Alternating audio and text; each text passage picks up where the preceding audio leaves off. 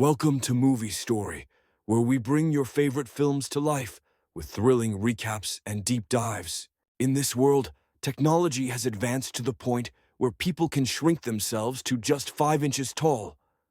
With this technology, individuals require a smaller amount of food, can live in luxurious mansions, and a few dollars in the real world translate to millions when you're miniaturized. Due to overpopulation and global warming, Norwegian scientist Dr. Jorgen develops downsizing, a process where people are transformed from their original size to only 5 inches tall. He gathered the first 36 volunteers who underwent the procedure, including himself and his wife. After shrinking them, they were placed in a breathable, protective enclosure that is only 7 meters long to avoid danger from animals and insects. Inside this bag is all the garbage that 36 people produced in 4 years. There are almost no side effects, and even the first miniature babies were born. The news spread worldwide, and our protagonist, Paul, was amazed by this discovery. When he got home, he quickly informed his mother of the news, and she couldn't believe they could shrink a human to pea size but not cure her back pain. 10 years later, the procedure is done daily, with more and more people shrinking themselves due to a lack of food, water, and other resources. As small people need far less space to live, they can easily buy a mini mansion, eat only a couple of grams of food daily, and save their money. Paul is now working as an occupational therapist and lives with his wife, Audrey. They are struggling with financial problems. Paul has always wanted to live in a bigger house, but he could never afford it. Paul and his wife attend a party where he meets his good friend and his girlfriend. Dave tells Paul that this was not just to save the planet, but rather to save himself, and he informs him that their shrunken community has the best houses, equipment, and doctors. With all their expenses reduced, they no longer need much money. Instead, they just read books, play music, and enjoy their days. This made Paul contemplate the future. After the bank rejected his mortgage loan, he and Audrey decided to explore the shrinking community themselves. They were amazed by what they found. A full set of diamond jewelry cost only $80. Their current assets, valued at $152,000, would be equivalent to $12 million in the shrinking community. They could buy a car, a luxury house, and everything they had always desired. They immediately decided to go through the procedure. Both of them quickly sold all their belongings and assets, quit their jobs, and said goodbye to their loved ones. On their way there, we can see that a bus has been developed to transport both normal-sized and small people. After signing all the necessary papers, doctors shaved their heads and removed their tooth implants.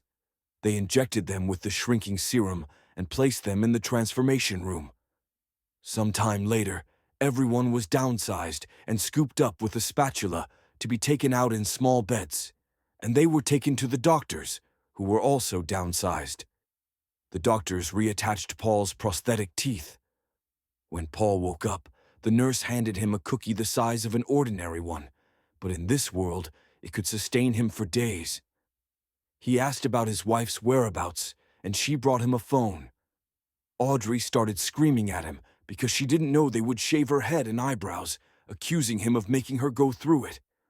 Paul became enraged when he realized that Audrey had panicked and decided, at the very last moment, not to undergo the procedure. They had a heated argument, and now Paul found himself alone in the miniature city. On his way to his new home, Paul is devastated because he didn't think he would have to go through this alone. They took him to his luxury mansion, which was probably the size of a potato in the real world. So, he is now rich and without his wife. It's a win-win situation, if you ask me. Later that evening, he is watching the news about a Vietnamese lady who is protesting against downsizing treatment. A year later, he has to sign the divorce papers, as Audrey never went through the procedure. This is kind of awkward. She took half of his assets, so he had to move from his mansion to a much smaller apartment. He is currently working as a call operator. After work, he went to a birthday party where he met his friend Dave again. Dave tells him that he hates Audrey for betraying him that way, and Paul comments that downsizing was the biggest mistake of his life. While Dave encourages him to get back on the horse and suggests that single moms are the way to go, I couldn't disagree with that one, and neither can Paul, as we see him on a date with a woman named Christine. They talk about how this looks like a normal world, except there are no birds or insects. During dinner, Paul began yelling at the neighbors above because the music was too loud. One of his neighbors, Dukin, came downstairs to inform them that all the residents here are friends and politely invited them to join the party. As Paul and Kristen's date was coming to an end, he leaned in to kiss her, but was rejected. Angered and unwilling to hear her explanation, he decided to go to the party. He had the night of his life, drinking and chatting with his new friends. He kissed a few random girls and got incredibly drunk. When he woke up, he found himself on the floor of Dukin's apartment. A cleaning lady was there to clean the mess after the party. Dukin started giving him advice on how to make money. He explained that people became small so they could buy and acquire things they couldn't normally afford. Paul could take the luxuries of the normal world and sell them here in thousands of pieces. As Paul went to the bathroom, he noticed the cleaning lady stealing medicine from Dukin's cupboard. He immediately recognized her. She is a woman named Lan, a protester against the shrinking surgery. She was shrunk against her will and put into a small prison, which she escaped. Paul helped her adjust her prosthetic leg, and she mistakenly thought he was a doctor. She told him her friend was dying and needed his help. They got on a bus and traveled so far that Paul began to worry they would leave the community. When they arrived, he realized that there were also poor people who couldn't afford to eat, have normal homes, or even see a doctor. The woman informed him that her husband had died during the shrinking operation because the doctors had forgotten to remove his gold teeth, which caused his body to explode while shrinking. She also revealed that one of her friends had cancer, but couldn't afford treatment, which was why she had been stealing painkillers. After doing everything he could, Paul had to go to work, but he couldn't stop thinking about the poorer part of the community. The next day, he returned, and Lan informed him that her friend had died. Later, when Paul tried to fix her prosthetic leg, he ended up breaking it. In response, he carried her around and cleaned houses for her. "This is me when I marry a rich fat woman."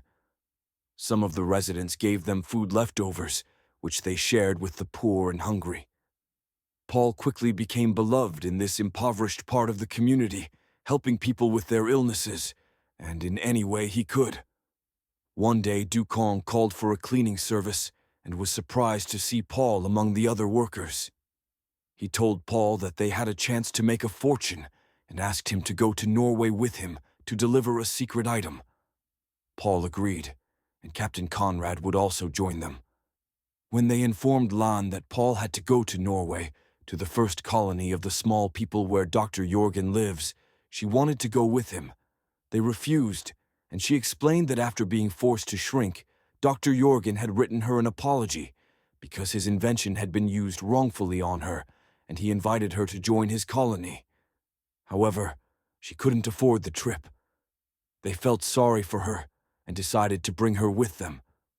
The four of them set off on a long journey aboard Paul's boat. Along the way, they encountered Dr. Jorgen and his wife on their yacht, and he informed them of his terrifying discovery.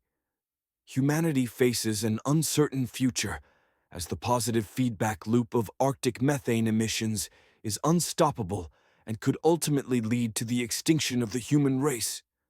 With deep thoughts of dying, Paul and Lan shared their feelings before it was too late. Upon arriving at the first colony, Paul learns that Dr. Aspon had anticipated such a scenario and created a large vault within a mountain to protect the colony and preserve humanity. In the event of an extinction, Their descendants would emerge when the surface environment stabilizes in approximately 8,000 years. Everyone has faith in Dr. Jorgen and supports him, and Paul is amazed by the speech. Eager to explore the vault, Paul invites Lan to join him, but she declines, insisting that he doesn't need to enter the vault and can make a difference in their community by returning. Paul decides to go into the vault because, once the doors are sealed, they won't open for the next 8,000 years. Ultimately, as the vault door begins to close, Paul changes his mind, opting to leave with Lan, Ducon, and Conrad.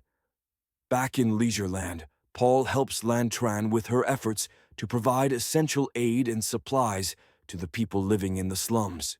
If you enjoyed this story, don't forget to like, share, and subscribe to Movie Story for more amazing movie recaps.